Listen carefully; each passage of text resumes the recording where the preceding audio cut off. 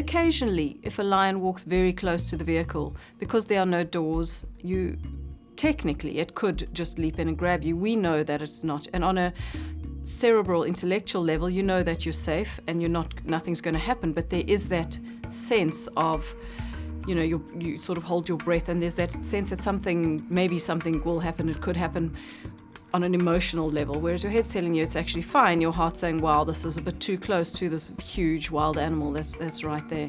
But generally, I think we feel quite safe. I feel safe. I feel safe if Brad's around.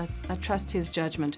There've been times when he's been filming out of the vehicle, low on the ground, to get a low angle shot, and the lions have walked right past, and I've been very worried. But I take my cue from him, and if he knows his boundaries, he knows those limits, and if he doesn't get alarmed, then I sort of trust his opinion on that. We spend so much time with those animals. We're very familiar with that environment. I don't think I ever felt that I was at a risk through this series. I think all our cameramen felt the same. It's long hours and a lot of familiarity with these predators, and very, very strict boundaries. We confine ourselves to our vehicles. You don't get out of the vehicles in their presence. You don't challenge them. If there was a conflict with one of our animals in that area, ultimately the animal is the one that will pay. The authorities or game reserves, they would possibly shoot that animal.